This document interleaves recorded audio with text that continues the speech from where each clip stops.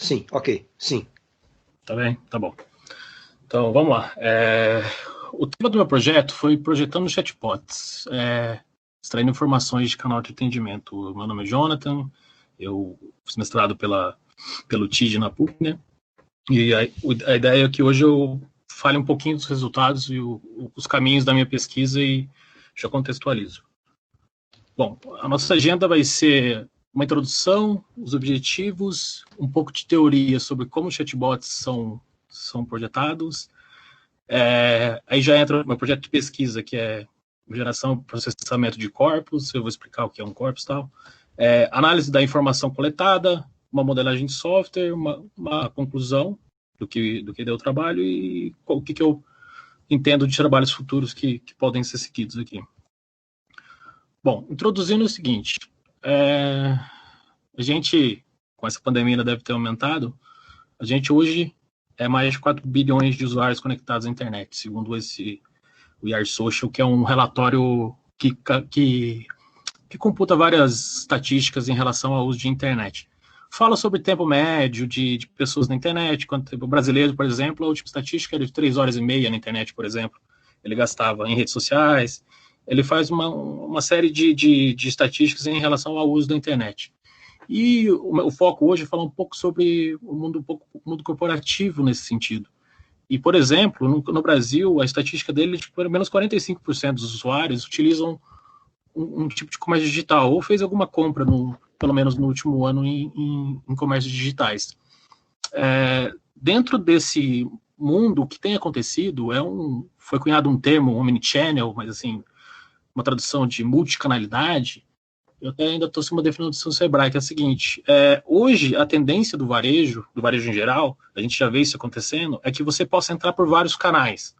Você possa vir pelo Facebook, você possa vir pelo WhatsApp, você possa vir por um telefone. Ou seja, a ideia, pela definição do Sebrae, é que é uma ideia abstrata em que eu consiga, de qualquer ponto, fazer qualquer coisa. Tipo assim, eu consigo retirar na loja, mas eu consigo que entreguem para mim. E, inclusive, existem plataformas que tentam suportar esse modelo de trabalho.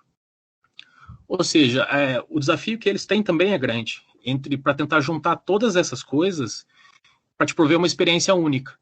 Ou seja, eu posso comprar na internet, mas posso ir no Facebook e saber como é que está o meu pedido, onde que ele está, e que eu tenha uma experiência única, independente do dispositivo ou do se eu estou offline ou online.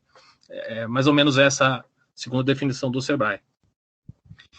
E, nesse contexto, surge um carinha chamado chatbot.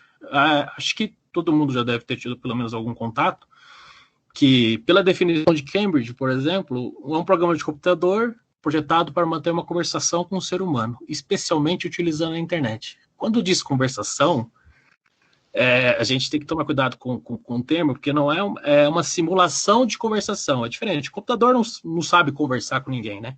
Ele consegue simular uma conversação, que é bem diferente. A gente ainda vai deixar um pouco mais claro nesse sentido o que o computador realmente consegue entregar e o que o ser humano espera que seja entregue, né? No meu trabalho, por exemplo, eu abordei uma introdução que basicamente introduz quem são os caras que existem, e cita Siri, cita Alexa, Cortana. Acho que o pessoal já conhece parte desses aplicativos que estão sendo utilizados, e faz algumas distinções sobre que alguns são baseados em voz, outros são baseados em texto, e no meu trabalho em específico, a gente o foco são os baseados em texto, apesar de usar um pouco de voz para fazer tradução. A gente entrando lá no momento, a gente discute melhor. Bom, quais que são os objetivos? O objetivo principal é o seguinte: eu vou colocar um chatbot na minha empresa. O que eu devo colocar lá? Porque existem trabalhos correlatos, por exemplo, que tem lá uma linguagem de marcação que chama AML. Alice foi um dos primeiros chatbots que foram cunhados nesse sentido. E alguns trabalhos correlatos eram de pegar informações e treinar um chatbot com aqueles assuntos em específico. Ou seja, pegar, nesse caso, por exemplo, esses trabalhos correlatos o cara entrou num fórum, era um fórum de de medicina, se não me engano, e eles pegavam lá um conteúdo e faziam um chatbot que sabia responder perguntas sobre os assuntos em si. É bem desafiador, assim. Tem inúmeras limitações, mas assim, é o máximo que se acha de literatura nesse sentido. Extração de informação, né? Primeiro, eu acho que eu vou tentar. Eu vou explicar o que é diálogo, intenção e entidade, só para a gente entender. Qualquer ideia. Quando eu defino informação, é o seguinte: eu quero extrair informação de um domínio conhecido. Informação, no meu caso, eu estou definindo como a definição que eu peguei é resultado de processamento, manipulação e organização de dados, de tal forma que represente conhecimento no sistema. Humano, animal, máquina. Isso pode é a definição de um cara que, na verdade, entende que um humano, animal, máquina, ele tem seu modelo representativo de conhecimento ou informação, dependendo do contexto que você conversa. Tipo, um animal, uma informação tipo, o instinto dele é o conhecimento, digamos assim, e a informação seria, sei lá, um animal, alguma coisa se mexendo no arbusto, que se for um felino, pode ser uma presa, mas se for um predado, ele já pode assimilar aquela informação. Isso é um nível abstrato, né? E um entendimento dele, máquinas, seres humanos e animais têm a mesma forma de organização nesse sentido. Mas no nosso contexto, para deixar um pouco mais claro, é resultante da manipulação de dados, do contexto computacional, que, projetada, consiga no ser humano gerar um raciocínio relativo ao que estou explorando. Ou seja, eu pego um dado, extraio ele de forma que eu consiga projetar como uma informação, e você, como ser humano, tira uma conclusão sobre aquilo. Porque o computador não vai conseguir te ajudar nisso. Ele é muito bom em conseguir organizar, manipular. Mas, assim, o que aquilo quer dizer para ele? Nada. Basicamente nada quer dizer. Quem vai dar entendimento, vai dar semântica, vai dar... é o ser humano, né? O foco da minha pesquisa é no cara que projeta o chatbot. Não é no ambiente de execução, não é na implementação. É como você vai desenhar ele. E o artefato final da minha pesquisa é a proposição de um modelo de software que vai prover essa projeção de informação que eu estou sugerindo. Eu vou entrar nisso aqui, e veio a calhar que esse projeto, o estudo de caso, ele é baseado numa consultoria que eu estava trabalhando, e veio a calhar que eles acabaram de soltar o chatbot que há 2 anos e meio estão tentando projetar. 2 anos e meio. E a ideia é que no começo eu ajudasse eles com a pesquisa, ajudasse a fazer a projeção. Mas acabou que outra empresa, pesquisa demora demais, esses foram os argumentos, que pesquisa demora demais e precisava ser algo mais rápido. Bom, enfim, então há 2 anos e meio tentando projetar e coloca no ar, tira do ar. E inclusive veio a calhada semana passada, colocaram no ar, eu vou até conseguir mostrar aqui, acho, o que fizeram. E lá eles estavam com problema de atendimento, eles atendiam 1 milhão de pessoas e só tinha agendamento por telefone. O processo licitatório estava ficando na casa, acho que eu cito na pesquisa, na casa de 2 ou 3 milhões, não lembro. Mas assim, um negócio absurdo para 41 postos de atendimento, ou seja, estava ficando. Aí eles estavam tentando estudar se chatbot seria um modo de desafogar um pouco esse atendimento e atender o cidadão de uma forma melhor. E eles cederam 3.179 gravações telefônicas nesse período de 8 a 2018. E pelos cálculos, isso quer dizer que, tipo, naquele mês, a minha pesquisa só é válida para aquele contexto, que todos os resultados têm um erro percentual sobre os dados de só 2%. Ainda tem um cálculo na pesquisa tal de como é feito esse cálculo. E teve outro interesse também por ligação telefônica na minha pesquisa, para fundamentar um pouco, porque existe um decreto no Brasil, né, que obriga algumas empresas empresas que estão abaixo de alguns órgãos de regulação, eles serão obrigados a ter atendimento telefônico, até alguns, pelo menos ao mínimo, um suporte telefônico. É o caso de telefonia de internet. Basicamente, todos os órgãos estão abaixo desses, você tem ANEEL, Anatel, ANP, Anvisa. Geralmente, os órgãos são obrigados a ter. Aí tem os outros órgãos que podem ou não ter, um comércio geralmente tem, empresas, etc. A pesquisa vale para esse contexto todo. Deixa eu dar eu até abrir aqui. esse é o... Vocês estão vendo aí, não estão, né? Por exemplo, esse é o bot que fizeram lá. Aí, a minha pesquisa é a seguinte, tá? Quem que define o que você deveria ter colocado aqui nesse contexto? Entendeu? Vamos supor, você gostaria de ser chamado. Eu vou ser chamado de, sei lá, banana. Um chatbot não sabe diferenciar que banana... defensoria deseja boa vida. Mas por quê? O computador não sabe diferenciar se banana é uma fruta. Ele não sabe. Para ele está assumindo que a pessoa está preenchendo as coisas certas e tá beleza. Bom, aí de novo. Quem falou, por exemplo, que eu queria saber desses sistemas? Tipo, quem desenvolveu o chatbot, o projetista, de onde que ele tirou que o fluxo tinha que ser esse, por exemplo? Ou que as pessoas procuram esses casos aqui. Aqui ele está assumindo que não é o cidadão não procura ela para resolver seu problema. É o inverso. Tipo, eu só resolvo esses problemas e você me procura. Mas assim, a realidade a gente conhece que não é essa, né? Tá bom, vamos lá. Vai. Quer saber mais sobre sistemas? Não quero saber. Aí, tá bom, vamos lá. O seu problema é ser fé a questão trabalhista? Tá. O projetista, de onde ele tirou isso? Que o cara vai atrás desse tipo de problema. Então, vocês estão entendendo o problema? O problema não é o ambiente de execução, isso que a gente está vendo, um chatbot encadeando coisas e executando. O que eu coloco aqui? Por que essa questão? Entendeu? As pessoas realmente vão atrás disso aqui ou você está chutando que as pessoas vão atrás disso aqui? A minha pesquisa, o foco dela é isso aqui. Seguinte, por que você já tem um atendimento telefônico? Por que você, no seu atendimento, que você já tem os problemas reais, as pessoas já estão lá falando quais são os problemas dela. Você não parte do inverso, você pega os dados que você já tem, tenta coletar, tenta projetar e tenta entender o que você tem que colocar no teu chatbot. Aí aqui continua, não vou continuar aqui porque vai tomar tempo, se vocês quiserem ver depois eu até deixo o link. E ele vai fazendo uma série de fatores. Mas vocês veem que a dificuldade é tanta que eles começaram a estrutura de sistema deles começou a ser binária. Sim, não, sim, não. Tipo assim, por que então você usou processamento de linguagem natural se no fim do dia o teu sistema ele tem uma estrutura bem fixa, bem rígida? Se eu digitar aqui, sei lá, família. Olha lá, eu não compreendi o que você quis dizer.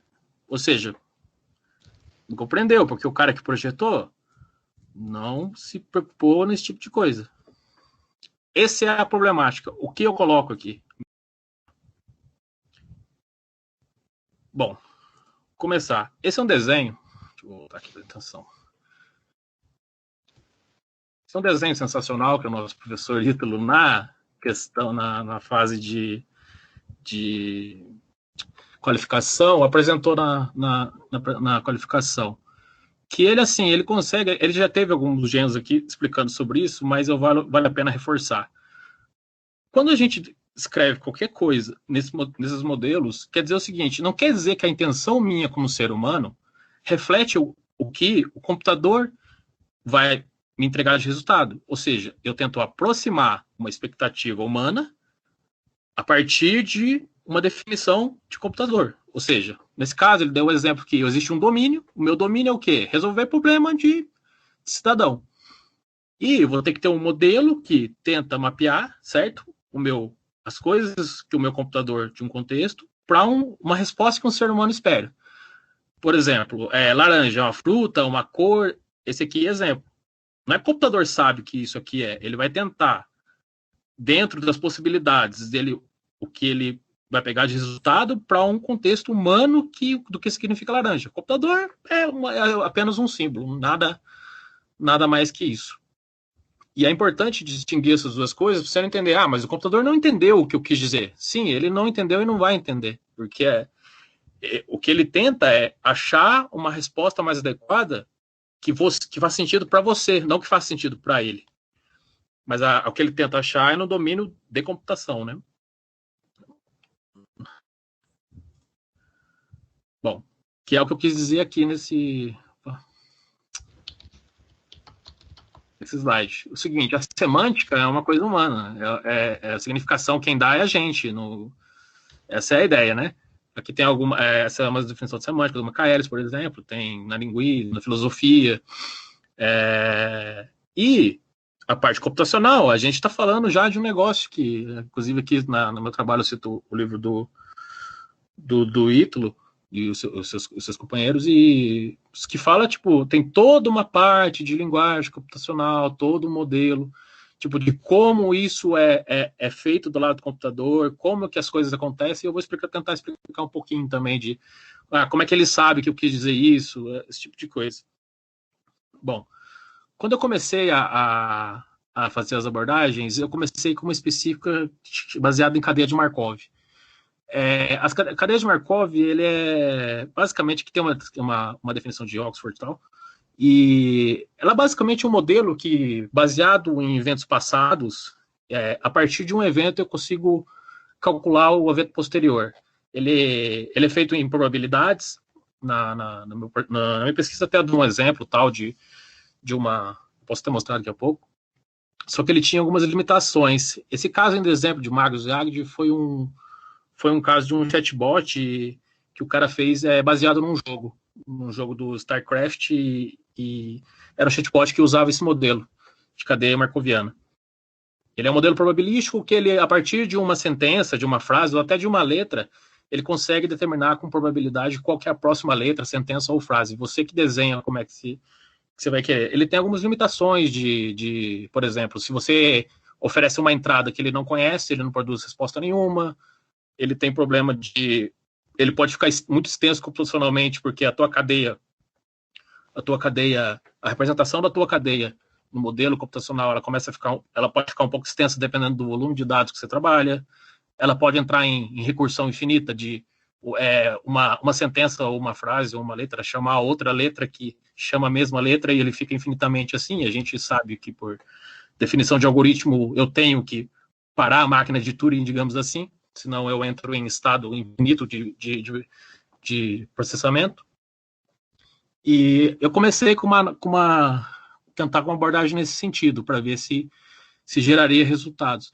Mas daí eu acabei trocando e acabei usando uma abordagem mais utilizada, não falaria mais moderna, mas é uma abordagem um pouco distinta, que ela tem conceitos de entidades, intenções e diálogos. E eu vou tentar explicar assim, sucintamente, o que é cada coisa. Entidades, por exemplo, vamos supor, eu estou fazendo um chatbot que entende como é que pizza é entregue. E vamos supor que pizza, no meu caso, é uma entidade. O que ela é? Ele é basicamente uma marcação de um item específico, ou ele é um símbolo específico dentro de uma intenção. Do ponto de vista do computador, ele é um símbolo. Pizza quer dizer, é tão igual quanto martelo, prego. Computador não quer dizer nada. É um símbolo que tem esses caracteres. Para um ser humano, pizza quer dizer uma comida. Basicamente, no contexto de um restaurante, quer dizer uma comida. Ou seja, o ser humano não sabe exatamente o que pizza quer dizer. Computador é só um símbolo tão igual quanto guarda-chuva. E tem esse modelo de identidade, tem a intenção. Intenção, gostaria de pedir uma pizza, ou seja, qual que é a tua intenção? O que você quer fazer? Eu poderia ter várias coisas. Eu podia estar pedindo um refrigerante. Eu poderia saber onde é o seu endereço, por exemplo. Qual que é a tua intenção? Saber o endereço. Mas, de novo, a gente volta. Para um computador, não sabe disso. Para ele, gostaria de pedir uma pizza, é uma cadeia de símbolos. Ele não é um símbolo isolado mais. Agora ele vê uma cadeia de símbolos que, em conjunto, para um ser humano, ele sabe que gostaria de pedir uma pizza, você quer pedir uma pizza. O computador sabe isso? Não sabe.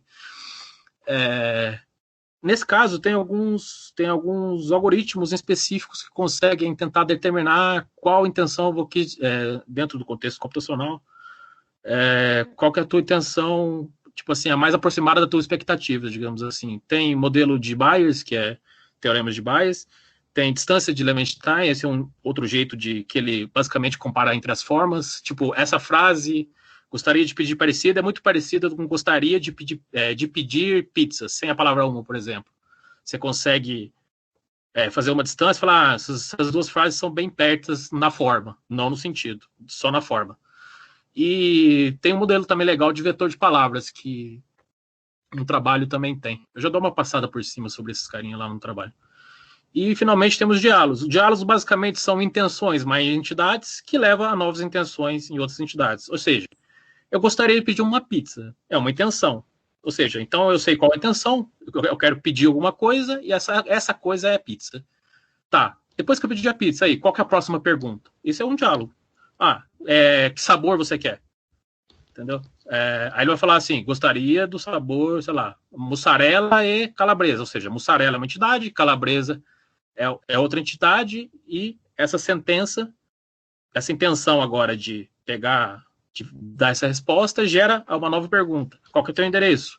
E por aí vai. Isso é basicamente um diálogo, são a junção dessas coisas, como se fosse uma definição de algoritmo. Não é um algoritmo que você não está programando. Você está apenas declarando uma sequência de passos, que é aqueles passos que a gente viu no chatbot lá. Você é civil ou é criminal? É civil. Tem menor envolvido ou não tem menor envolvido? Não, não tem. Basicamente seria parecido com o algoritmo. Ele tem que finalizar, ele tem que ter as características porque no fim isso vai representar um programa de computador por trás, né? Ele tem que ter em tese, a mesma definição, senão não funciona. Eu vou só mostrar rapidinho aqui, eu vou tweetar aqui pro trabalho para mostrar. Esse de vetor de palavras é bem legal.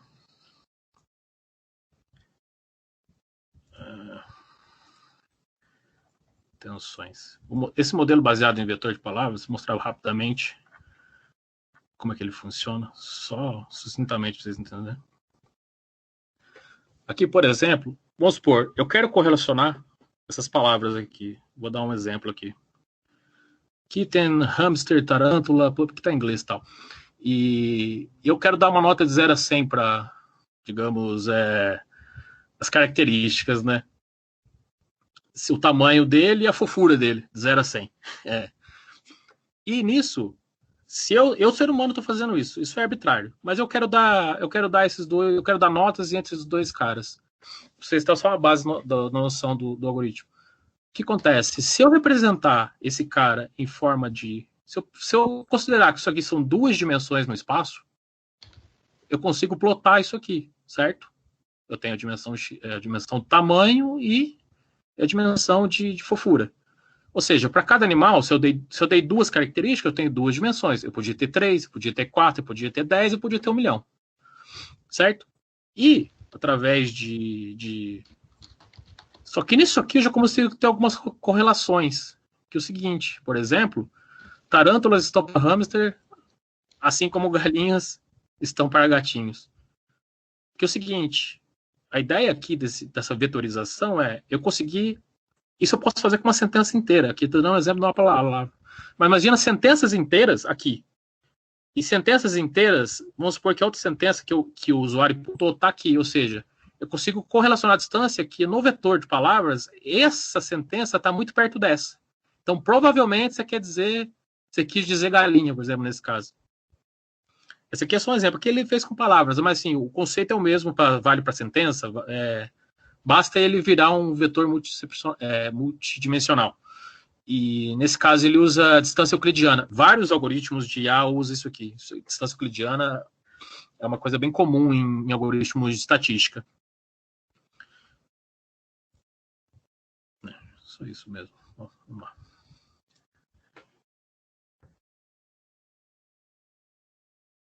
Bom, aí começa efetivamente o meu trabalho. O primeiro passo é aquelas ligações, gerar um corpus, que essa é a base, a gente falando de um corpus linguístico ainda por enquanto, não é um corpus computacional. Existe corpus, é o seguinte, basicamente, ou ele é um conjunto de documentos, ou ele é um documento com várias sentenças ou frases, ou poderia até ser um livro inteiro, que determinam o mesmo assunto. Essa é a ideia de um corpus, que eles são documentos distintos, ou é o mesmo documento com várias entradas, que eles geralmente se ligam ao assunto. Por exemplo, aqui eu peguei uma do Trivago. Sei lá, esse seria um corpus do Trivago. Existe vários corpos de vários assuntos, para quem quer estudar processamento de linguagem natural, que esse MAN aí é um diretório de corpos de todos os assuntos. Tem lá sobre astrofísica, sobre discussão sobre política.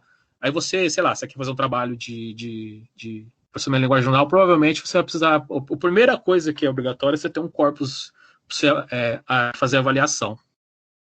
No meu caso, como é que eu gerei esses corpos? Eu peguei aquelas 3.000 ligações e utilizei o software da Google. Essa é uma Deep Learning que basicamente tenta transcrever o que está escrito, o que foi falado da ligação telefônica, que é entre dois atendentes, o atendente e o atendido, né? E tenta transformar num texto para poder fazer esse processamento. E ele tem suporte à diarização. A diarização é a Deep Learning tenta saber quem está falando naquele momento. Um diálogo entre duas pessoas, basicamente, né? Ela consegue falar, a pessoa A falou dessa sentença até essa sentença. A pessoa B falou dessa sentença até essa sentença. Eu acabei não usando no trabalho, mas, assim, também poderia ser usado para trabalho futuro, nesse caso, se quisesse distinguir quem falou o quê, por exemplo. E, no meu caso, o primeiro passo que a gente vai fazer, um dos passos, né, é fazer tem limpeza, que chama de pré-processamento, né? Tokenização, no meu caso, por exemplo, eu quero separar uma sentença de texto, né? Eu quero pegar uma sentença inteira e eu quero separar ela em partes. Por exemplo, no meu caso, basicamente, a maioria dos algoritmos usa linguagens regulares. Linguagens regulares foi descrita por Chomsky em 59, baseado no trabalho de Turing e tal, que ele basicamente formalizou as línguas, né? Eu não vou entrar em detalhes de formalização aqui, tudo, mas basicamente a fundamentação é baseada no trabalho de Chomsky, que a gente vê em computação tá aí até hoje. Basicamente revolucionou o modo que a gente escreve um programa de computador, né? E existem várias complexidades também nesse domínio, porque, vamos supor, por português, quando eu falo tokenização, um token não quer dizer que o token é uma palavra, quer dizer que o token uma cadeia de símbolo que pode ou não significar alguma coisa, né? E tem algumas, vamos supor, no chinês ou outras línguas, você não tem esse espaço, né? No português ainda se fala, um ponto quer dizer uma sentença, ou um ponto de exclamação, e um espaço quer dizer uma divisão. Bom, nem sempre. Mas você vai... por exemplo, eu determinei que o modelo é esse, que uma sentença seria isso, um token seria uma palavra que contém um espaço entre uma e outra, etc. Mas para outras línguas, PLN é bem mais difícil ainda, porque você não tem... Quando um ideograma terminou, quer dizer que a sentença terminou, entendeu? É bem mais desafiador nesse caso. O português ainda é um pouco mais facilitado, digamos assim. E depois dessa tokenização que eu fiz, você tem que aplicar filtro. Porque a ideia é que a tradução, quando ele faz a transcrição, pode vir coisa com maiúsculo, coisa com minúsculo, coisa com acento, aí você tem preposição, aí você tem artigo. Em tese, essas coisas você não é de interesse do trabalho ter. Então, tem uma etapa que é essa etapa de filtro, que você normaliza tudo, ou seja, eu pego todos os textos e tento deixar todos os tokens com a mesma estrutura, eu normalizo eles, eu deixo eles iguais entre si, para começar a fazer a coleta de dados. Então, basicamente, o que eu apliquei na pesquisa foi caixa baixa, ou seja, eu deixo tudo em minúsculo, eu removo todos os espaços, pontuações conhecidas no caso do português, né? Removi todos os stop words, artigos, preposições, pronomes, essas coisas, que não fazia muito sentido eu tratar. E existe também esse stemming e lemmatization é o seguinte: stemming é o radical da palavra que a gente entende no português. Vamos supor, eu considerei a palavra como um todo. Eu até comecei uma abordagem tentando stemming e lemmatization, eu vou explicar a diferença dos dois, mas começou a ficar muito ambíguo. Por exemplo, vou dar um exemplo por que ele fica ambíguo. Eu processava uma palavra, normalizava. Aí, se eu considero só o radical, vamos pôr gato. Aí tinha lá gatos, gatões, gastinhos, gato, gata. Ou seja, todas as palavras iam virar um GAT. Isso porque eu pego só o radical dela. Só que no contexto global, quando eu ia analisar, ele ficava muito ambíguo, tá? Mas, tipo, eu tô dando o exemplo do gato, mas isso acontece com outras coisas. Você começa a perder, putz, do que ele quis tratar isso aqui. Então é o seguinte, nesse caso, não fez muito sentido. A diferença, e esse lemmatization é que ele tenta pegar o lema da palavra. No caso, se eu aplicar essa mesma coisa que foi do gato, o lema seria gato. Se fosse gatinho, gatinha, gatões, não seria GAT, né? Seria o lema mesmo. A diferença básica entre os dois é que o lema sempre produz uma palavra existente. E o stemming não, ele pode produzir um trecho de palavra que não existe. Basicamente a diferença entre os dois é essa. Aí, aqui alguns dados, ou seja, foram 3.179, alguns dados de resultado, né? Foram 3.179 gravações, né? Referente a 30 dias de ligações. Esse 2/30, acho que tá errado. 1% só não conseguiu transcrever, porque, na verdade, o áudio estava corrompido. Foram 21 gigas de áudio registrado, 24 mil minutos de áudio disponibilizado. A transcrição dos áudios levou 32 horas. Nesse caso, o processo de computação foi feito em paralelo e concorrentemente, né? Foram vários programas fazendo ao mesmo tempo. E se vocês verem, apenas 30 dias de ligações gerou esse volume monstruoso de dados. Imagina se fosse analisar, sei lá, 6 meses, os últimos 6 meses de ligação para mim tentar construir isso aí. E eu até faço um comparativo na pesquisa entre um que um ser humano leva e assim, é um negócio absurdo, coisa que um ser humano dedicado levaria 1 ano para transcrever esse volume. O computador levou 32 horas, mas é aquela história, a gente está trocando aqui a acurácia de um ser humano por uma rede neural que tem bastante perda. Eu ainda tentei levantar uma forma de calcular isso. O vocabulário domínio foi de 936 mil termos, incluindo repetições, tá? Isso aí. E o número de termos distintos foi 15.533, ou seja, são 15.533 palavras distintas. E o somatório dela foi quase 1 milhão de termos que se repetem, basicamente, nessa etapa. Quando eu falei da qualidade da transcrição, a primeira coisa que eu levantei e falei, tá, eu estou delegando para um computador fazer uma transcrição. Como é que eu sei que ele não está fazendo muita besteira? Como é que eu vou medir isso aí, entendeu? A rede neural, o que ela faz? Ela até dá um nível de confiança que ela teve. O problema é que ela não transcreve alguns trechos. Eu vou mostrar rapidinho aqui.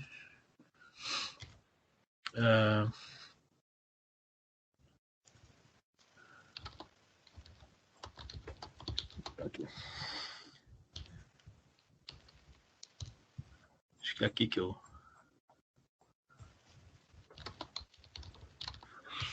Deixa eu ver se eu acho que, gente...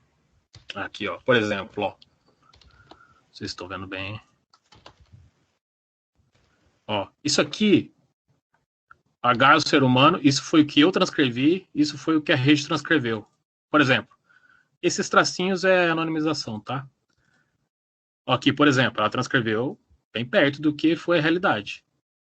Mas, por exemplo, eu como ser humano, ela falou isso aqui, ela não conseguiu transcrever. Eu como ser humano, transcrevi isso, ela não conseguiu transcrever. Aí, nesse trecho, eu queria agendar para ver a vaga da creche da minha filha. Isso é o que eu deveria ter dito. O que ela transcreveu? Enviar a vaga da creche da minha filha. Ou seja, ela não fala o quanto ela perdeu aqui, ó. Ela fala que, nesse caso, ó, eu consegui transcrever isso e minha porcentagem aqui é de 89% que confere com a realidade. Isso aqui ela não te diz. O quanto ela não conseguiu fazer. Porque ela não consegue. Ela não consegue calcular isso aqui. E esse caso, ainda você tem essa disparidade, ó. Isso aqui é o que deveria ser transcrito e isso aqui é o que a rede neural transcreveu. E por aí continua. Ou seja, no meu trabalho tem todo o trecho e tal, tem a conversa inteira. E eu estava pensando no jeito, tá, como é que eu vou tentar medir isso aqui? Na verdade, isso aqui é uma proposta que só dá indícios de que a perda é leve. Qual que é a ideia? A ideia é usar medir a forma, não a semântica, de novo. Qual que é a ideia? Eu, Jonathan, fui lá, transcrevi mais ou menos umas 30 ligações e vou comparar com o que a rede neural transcreveu. E eu estou considerando apenas a forma entre as duas. Nesse caso, por exemplo, o que é essa distância? Por exemplo, aqui é um exemplo bem simples, viu? Mas eu fiz isso com a transcrição inteira. De rata para ratoeira, por exemplo, segundo o Levenstein, a distância é de 4. Quer dizer o seguinte, 4 inserções no meio, eu consigo fazer a palavra rata virar ratoeira. Ou seja, nesse caso, vamos supor, a palavra que eu esperava era ratoeira. E a rede neural falou que era rata. Ela errou por 4 inserções, ou seja, nesse caso ainda não perdi muito contexto, mas, de novo, o computador não sabe disso. E o meu trabalho, ele só fala em relação à forma, ele não fala em relação à semântica, ou seja, Nesse caso, um ser humano teria entendido que essas duas coisas são bem pertas. Mas eu só dou indícios de se perdeu muito ou se perdeu pouco. A ideia é que o eixo X, no caso aqui, ele é a inserção, né? Ele é toda a inserção. E o eixo Y é deleção. Basicamente, esses números aqui é o seguinte: você pode dar pesos para inserção, deleção e substituição. Faltou falar aqui. Substituição é a diagonal. Certo? Aqui, ó. Então, desse lado tem inserção, tem deleção, e o que fica na diagonal, ele é a substituição. E você pode dar pesos. Vamos supor, eu quero dar peso 1 para inserção, peso 2 para deleção e peso 3 para substituição. Então, esses valores iam saltando. E, basicamente, você consegue saber, no fim, você faz pela diagonal, o último caractere te dá a distância. Até aqui no trabalho. Vou mostrar um pouco maior, para você entender. Aqui. De uma sentença um pouco maior, como é que... Isso aqui é só visual, só para a gente entender, tá? Imagina isso aqui com uma transcrição gigantesca. Então, basicamente, eu queria essa sentença e ele fez essa. Ó, ele fez enviar a vaga da creche da minha filha. Mas o original é eu queria agendar para minha filha, ver a minha agenda da creche da minha filha. Então, entre o que a rede neural falou e o que deveria ter sido, a distância foi de 25. Certo? Eu fiz isso com todas as ligações, basicamente. E eu fiz isso com todas as ligações. A ideia é o seguinte que foi feito. Eu fiz uma primeira, porque é o seguinte, tá? O primeiro problema foi o seguinte, tá? Eu vou fazer a distância, eu transcrevo como deveria ter sido, aí a rede neural me falou como foi, e se eu fizer simplesmente, compara aí a distância entre as duas, ele vai me dar um número arbitrário, certo? Deu 400. Tá, o que 400 quer dizer? Quer dizer nada. Ou seja, porque eu não tenho uma base para me comparar. Aí, qual que foi a sugestão do método? E se eu fizer uma segunda distância, eu faço uma primeira, que é a base, que é com os menores valores que são possíveis, que são 1. Ou seja, eu dou peso 1 para tudo. Eu dou peso 1 para inserção, peso 1 para deleção e peso 1 para substituição. E se eu considerar que substituição e deleção é uma forma de perda de informação e dá um peso maior para eles, o que acontece se eu aplicar com pesos distintos? O que eu percebi na pesquisa? Que quando os textos não perdem muito na forma, essas distâncias elas não se distanciam muito. Ou seja, independente do tamanho do texto, quando eu dou pesos maiores para substituição e deleção, que indicam uma perda de forma, elas não distanciavam muito. Aí você ia olhar o texto original, um ser humano avaliando, claro, e eles estavam bem perto, assim. E eu apliquei isso para as 30 ligações. Aí o resultado não está aqui, que ele é um pouco extenso, mas deixa eu ver se está aqui. Está para baixo aqui. Aqui, ó, se a gente for ver o resultado da pesquisa, esse aqui são as transcrições, tá? Aí é o seguinte, a distância 1 é aquela de base que eu falei. Eu pus 1 para tudo, ou seja, ele falou, ó, do que você transcreveu na unha e o que a rede neural falou foi 760, por exemplo. Só que eu falei, esse número 760 não quer dizer nada, esses números soltos. Aí eu faço essa distância 2, que é dando pesos maiores para a substituição e deleção que indicam perda de forma. E só indicam, tá? Aí eu tiro uma da outra e começo a ver as distâncias. Ou seja, por exemplo, para esse texto, aqui, quanto mais perto de um é o resultado perfeito. É como se ela tivesse transcrito exatamente o que o cara falou. Um é o resultado perfeito. Quanto mais longe de um, mais perda de forma teve. Ou seja, nesse caso, ó, perdeu leve, esse aqui perdeu muito pouco. Esse aqui, por exemplo, já perdeu bastante, já começou a perder bem mais, já é bem mais moderado, ó. Ou seja, aí que eu fiz o resultado para todas. A média, assim, no caso os números estão perto, fiz por média, não são tão discrepantes, ficou entre 1.5, ou seja, o indício é que usar uma rede neural para fazer transcrição de áudio, você vai ter uma perda de leve moderada, no mínimo. Dificilmente ele vai conseguir te entregar exatamente o que a pessoa falou. Você vai ter de leve a moderada. Essa seria a afirmação. Segundo esse método que eu estou propondo. Eu pesquisei outros vários e não encontrei eu tentei procurar outros modelos, alguém que já tenha aplicado E o único modelo que a própria IA oferece é aquele que eu descrevi, que ele dá uma porcentagem de confiança naquilo que ele conseguiu fazer só. Mas ele não consegue fazer na gravação como se fosse no modelo global. Tá. 2,9, tá, tem tempo ainda. Tô voltando toda hora. Como é que eu. Tá. Bom, qual que foi o próximo passo? Então, aquela ideia foi medir a qualidade das transcrições. E assim, no meu trabalho, eu não precisava muito de acurácia, ele, digamos assim, que foi até satisfatório, assim, considerando esse problema de que ele tem a perda leve. Mas assim, provavelmente alguma coisa que eu perdi num diálogo, eu vou conseguir tentar achar em outro. Porque como o volume são 3 mil e pouca, é considerado assim, não é um volume gigantesco, mas é considerado um volume interessante. Tipo assim, não tem problema eu perder uma palavra ou outra ali, porque a minha análise a ideia é ser global, né? Não é uma coisa, tem que ter uma acurácia muito grande. A próxima parte foi tentar extrair as entidades e intenções de diálogos, que eram aquelas conceitos que eu falei no começo. Bom, qual que é a ideia aqui? Existe um conceito de chama em processamento de linguagem natural que é etiquetamento de palavras, ou vocês vão ouvir a palavra Unigram. Unigram Tagger, Bigram Tagger. No meu caso, eu usei um corpus. Eu vou até mostrar na pesquisa isso aqui daqui a pouco. Vou passar aqui e já mostro lá. Que é um corpus que ele já está etiquetado, ou seja, um cara pega palavra por palavra, esse McMorpho, o cara acho que tem 1 milhão de palavras, ele pega palavra por palavra e etiqueta, no caso ali, ele fez a classe gramatical da palavra, se ela é um artigo, se ela é um substantivo, se ela é um verbo, eu já mostro um exemplo disso aí. E ele faz nesse sentido, ou seja, eu consigo etiquetar, um cara pega, tipo, supervisiona o treino, etiqueta cada palavra, e um texto, aí eu consigo confrontar um novo texto em cima desse treinamento e ele tentar etiquetar automaticamente esse novo texto. Eu já vou mostrar um exemplo do que eu estou dizendo.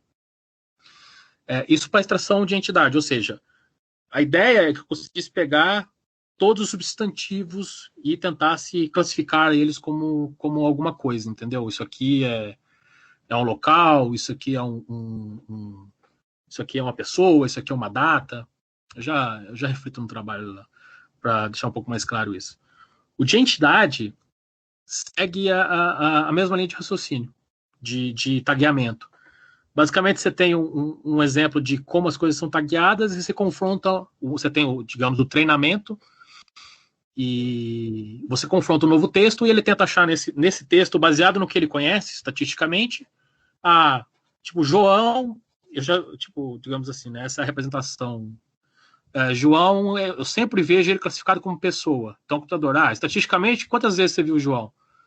João eu vi 20 vezes, e 20 vezes ele foi pessoa, mas uma ele foi, sei lá, o nome de um animal.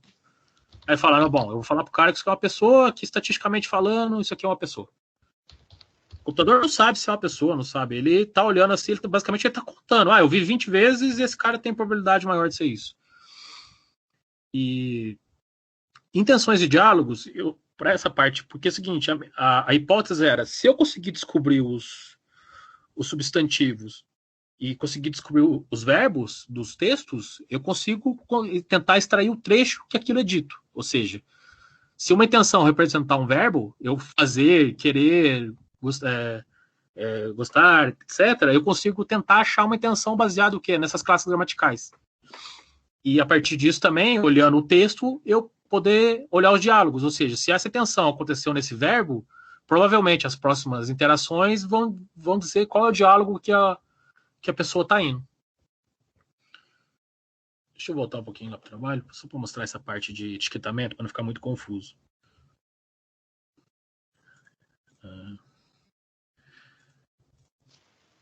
Esse carinha, ó, vou dar um exemplo. A sentença original, eu falei, isso é um treinamento.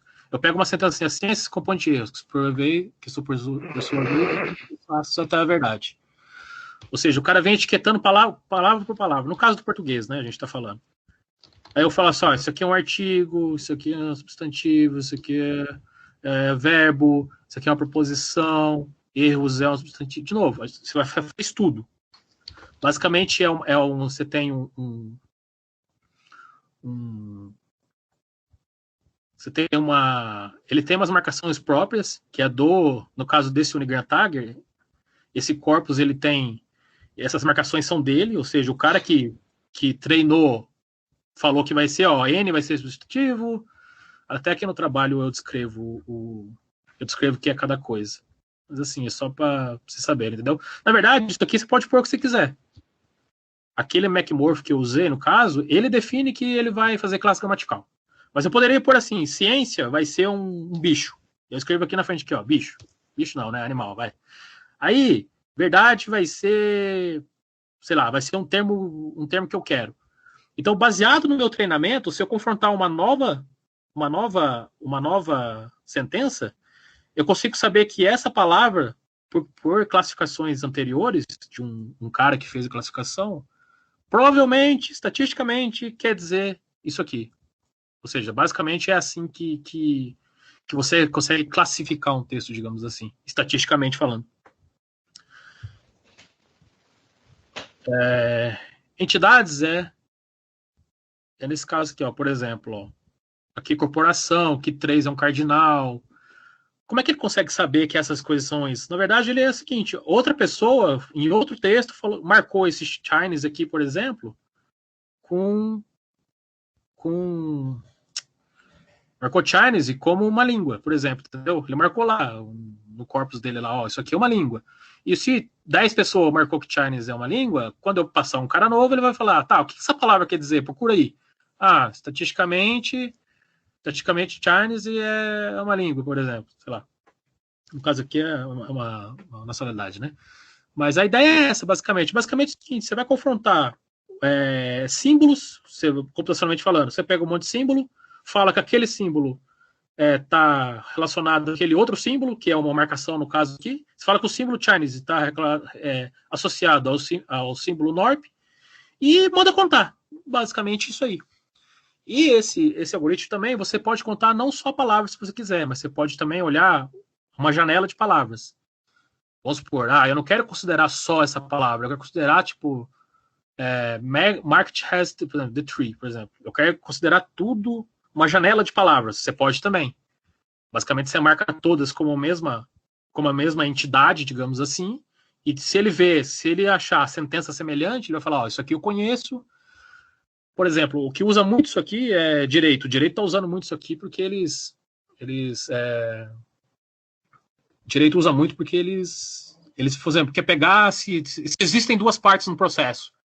Basicamente, o processo é esse. O cara vai lá, um cara que entende direito, marca vários, ele treina vários outros textos passados, e se eu apresentar um novo para ele tenta comparar. Geralmente, após essas sentenças, vem uma pessoa. Aí ele consegue falar, esse contrato seu tá errado porque não envolve duas partes, três partes, não sei. Basicamente, esses algoritmos usam muito esse tipo de abordagem.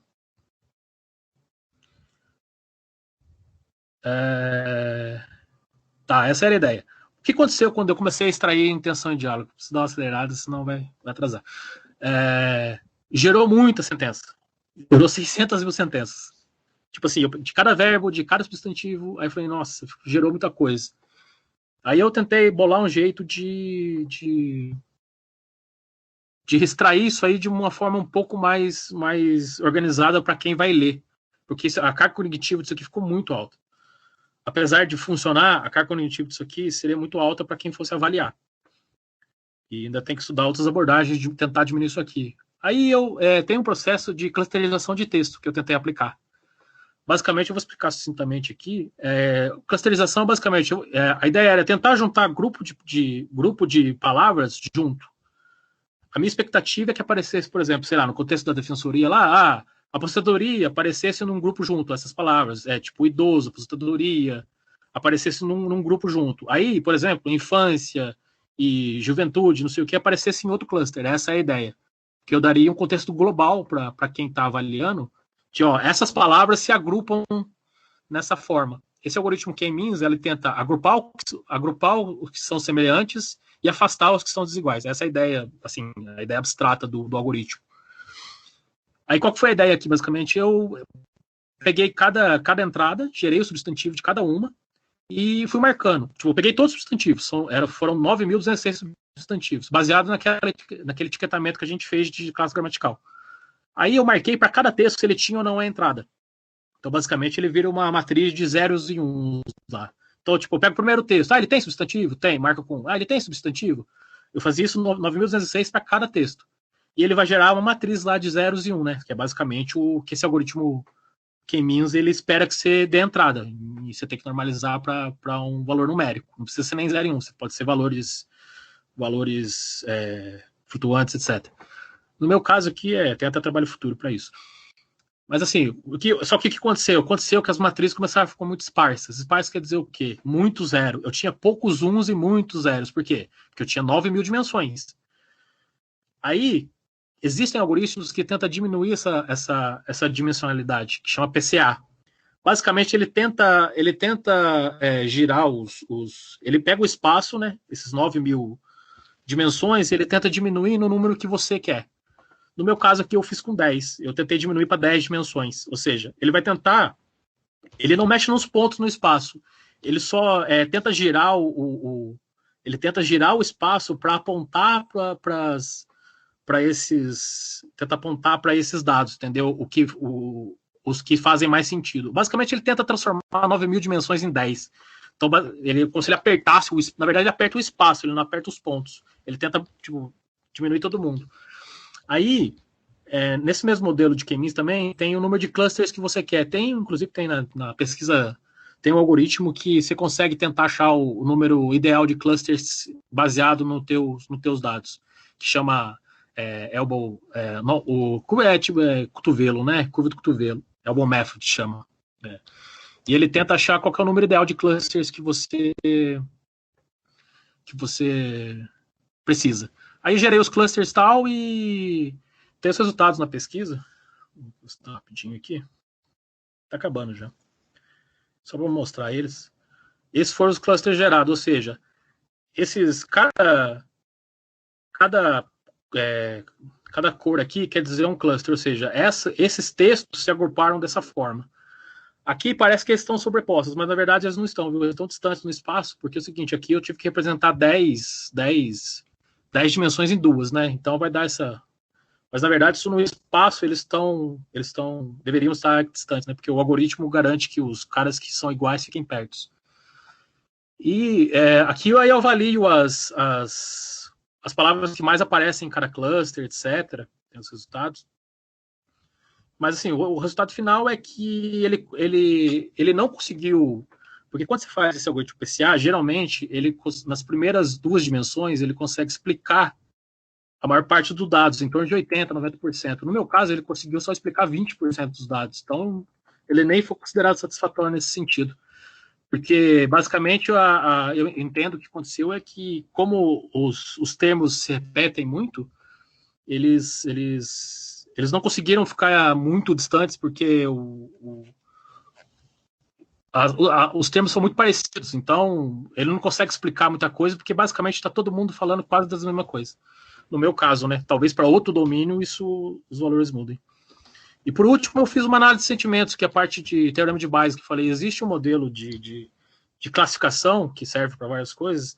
Nesse caso, existe uma variação que você pode aplicar para texto, que você consegue fazer classificação de texto, ou seja, no meu caso, eu fiz classificação de se as transcrições eram negativas, positivas ou neutras. O resultado foi basicamente mas segue a mesma ideia de etiquetamento. Você vai lá, pega uma transcrição completa, fala se ela é positiva, fala se ela é negativa, fala se é neutra. Basicamente, um ser humano tem que fazer a maior parte de todo o trabalho que eu estou falando aqui. A maior parte você precisa de um ser humano fazendo as coisas e fazendo do jeito certo. Porque não é só fazer, né? Fazer do jeito certo ainda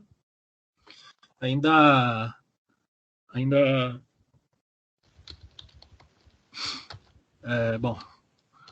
No caso de modelagem de software, a gente ia analisar o último capítulo, a ideia era fazer um modelo de software que conseguisse espelhar tudo aquilo que foi estudado, né? Foi estudado dados abstratos, que é um modelo de arquitetura, né? Que faz encapsulamento, basicamente você pega propriedades e abstrações e coloca dentro de um objeto ou de uma instância de objeto. Para persistência de dados que eu precisava, você precisa coletar e persistir esses dados para você poder avaliar, né? Foi, no caso, um banco relacional que tem algumas características. Desculpa ter que correr, gente. o ML, por exemplo, aí eu proponho o que eu proponho. Eu não proponho o software implementado, mas eu proponho a parte principal dele conceitualmente. Aí eu apresentei alguns casos de usos, que basicamente descreve as relações entre os atores e as funcionalidades. Um diagrama de classes, que é basicamente você pega como os dados abstratos, eles, no caso da arquitetura de orientação objeto, né? E quais as relações entre elas, quais as quantidades, etc. E um diagrama de sequência, e os protótipos, né? Que basicamente o diagrama de sequência fala como que é a interação, a colaboração e a troca de mensagens, né? Como é que o algoritmo se falaria. E alguns protótipos. De caso de uso, eu proponho que o cara basicamente vai solicitar um processamento de áudio, aí ele transcreve, aí ele analisa sentimento, aí ele calcula aqueles cálculos de frequência de termos, que eu acho que eu acabei até pulando, faz aquele etiquetamento que eu expliquei, e a partir disso você consegue gerar os clusters, fazer um painel de toda o que foi gerado de informação, né? Aqui está um diagrama de classes só conceitual, tipo das classes que deveriam existir no sistema e tal. Aqui está o diagrama de sequência de como, basicamente, um controlador gerencia todo aquele estado de manda para transcrever, volta, tem que converter o áudio? Não precisa converter o áudio. Aí eu analiso o sentimento, retorno o resultado.